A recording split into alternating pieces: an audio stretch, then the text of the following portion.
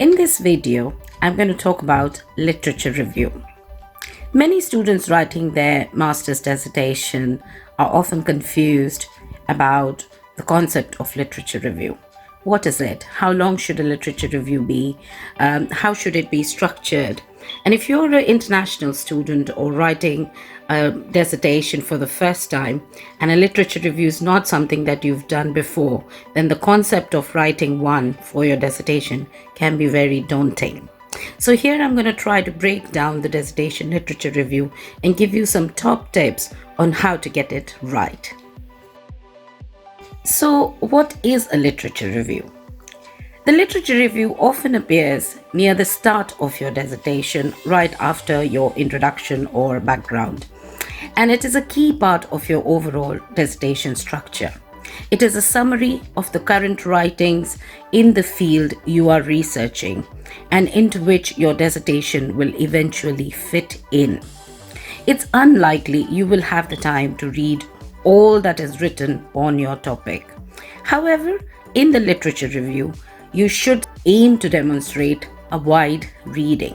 So, rather than simply a list of different writers in the field and their opinions, your literature review should give a clear idea of the whole field as it currently stands. It should describe the different bodies of literature, the key debates, providing varying standpoints on the important issues, and indicating whether general opinions have recently changed or are currently being challenged by writers or authors in the field. It must also provide a critique of each work and not simply a summary of the books or articles to which you refer. Furthermore, this should be done using authoritative works written by experts in your field, and you will need to evaluate each relevant book or article or reports you discover to ensure that it has been written by an academic or an authentic government source. Remember, a good literature review not only provides important background to the topic that you're researching and your own dissertation, but also helps to show how your dissertation will fit into the field in which you're doing the research. Therefore, what should a dissertation literature review look like?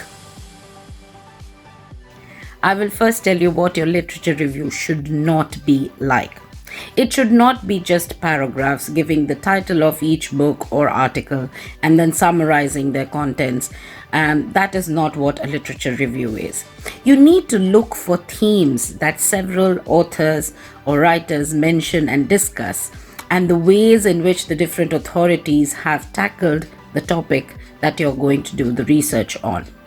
Your literature review should be as comprehensive as possible, mentioning all the major theorists or writers in the field of your dissertation subject. At the same time, don't just mention each writer individually, but try to relate them to one another and compare their views to give an overview of the current arguments, debates, and which bodies of literature belong together. It might be helpful to use subheadings or bullet points in your dissertation writing to clarify the different areas of theory and the positions of each writer or groups of writers. These subsections might then echo the areas of the subject you will later visit in your dissertation itself.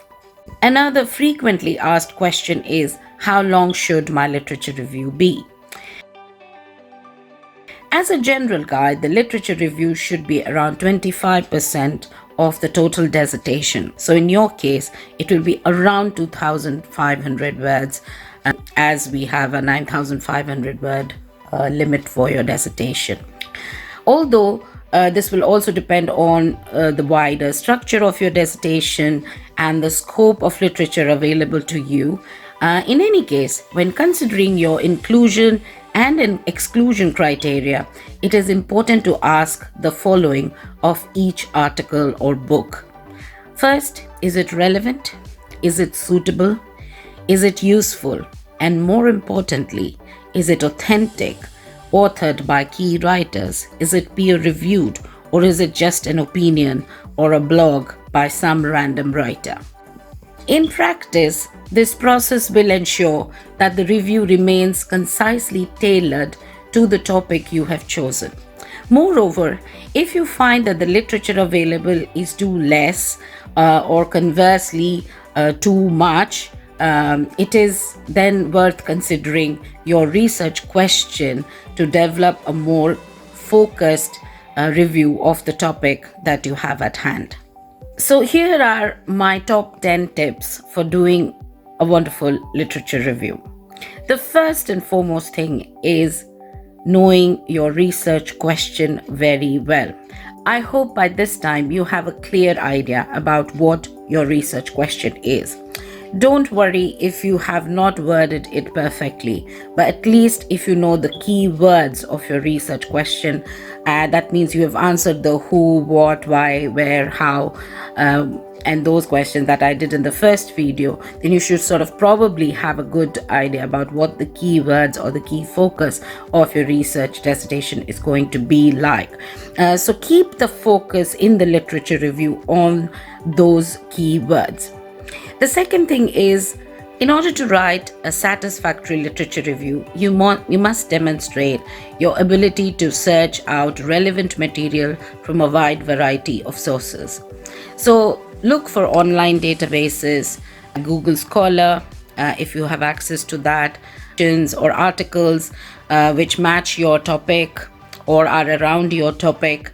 You can also use all the available university libraries, the wider web like Google itself for extra resources, and follow footnotes. Sometimes the footnotes in certain articles also have very relevant information, so don't ignore them.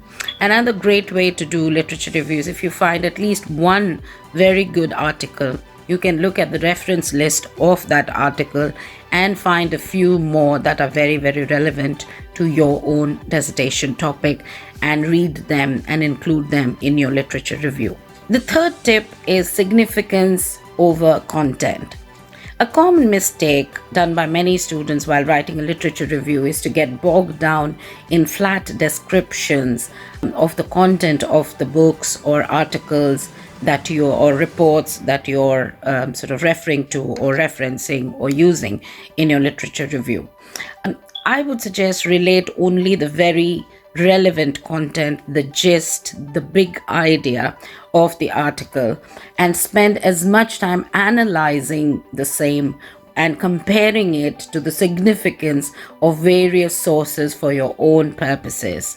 Once you start reading a wide variety of work, you will then have to start dividing your literature into key themes.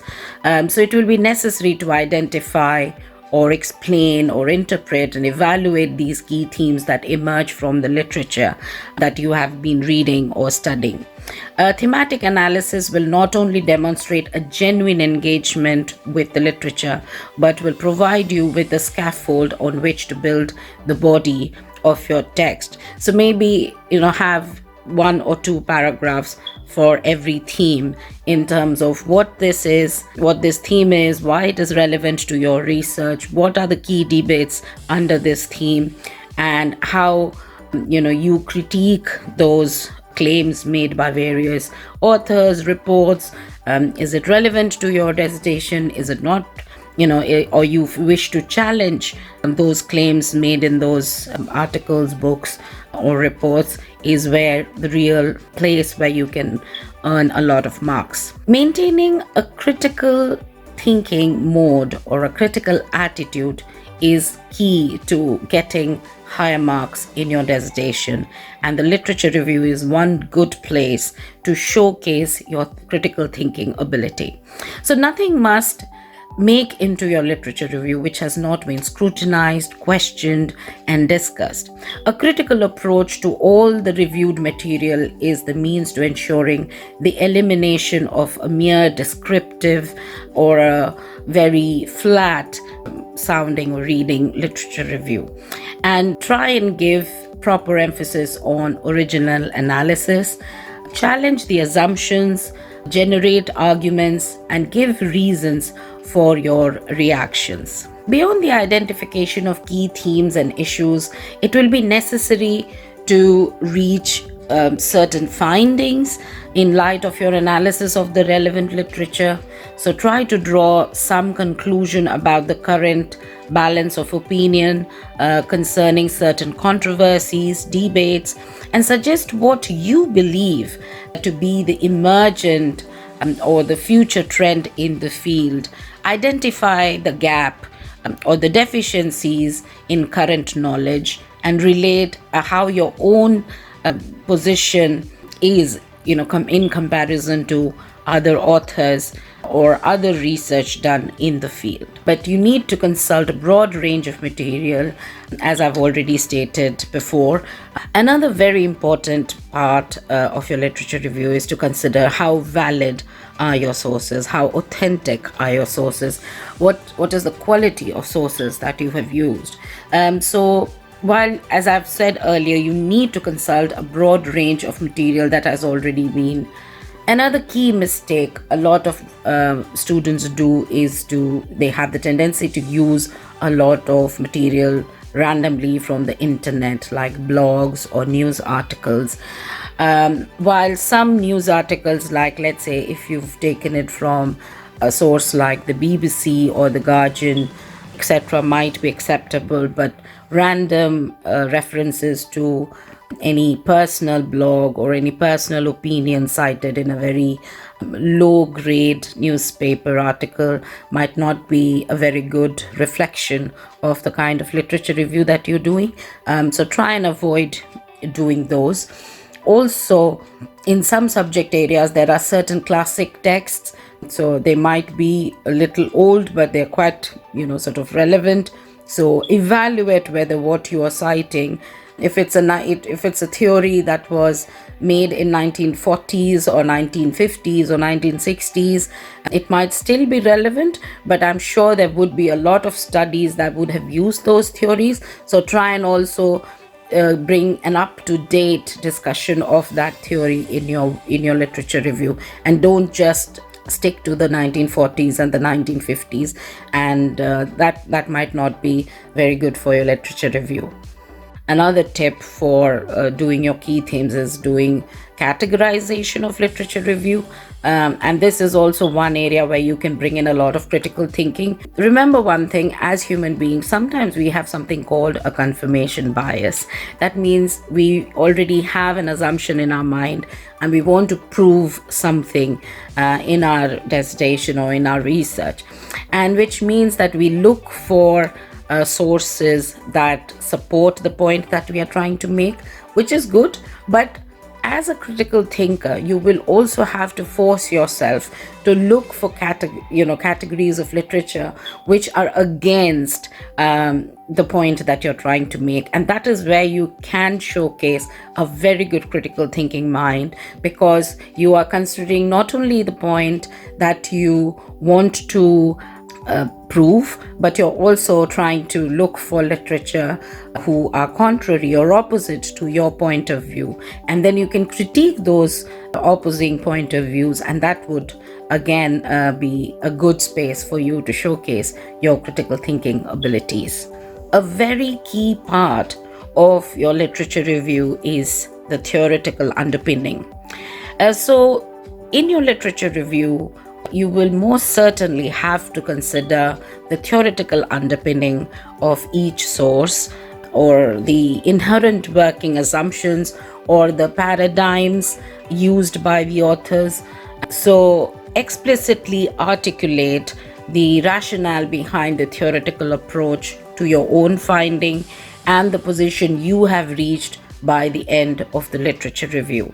So for example, if we were to take again the example of gender inequality, so consider which theory you're going to use as a theoretical underpinning for your research. What are the key theories of gender inequality?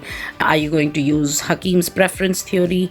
Are you going to use patriarchy? Are you going to use human capital theory or the labor market segmentation theory? So whichever theory you're using, try and keep your literature review around that theory, and also look at the critiques of this theory to make sure that you have all the different perspectives considered in your literature review. So, in a standard consideration of any good literature review is, and which is worth reminding again and again, is that how authoritative is the writer or the writers or the books or the journals you are citing in your literature review.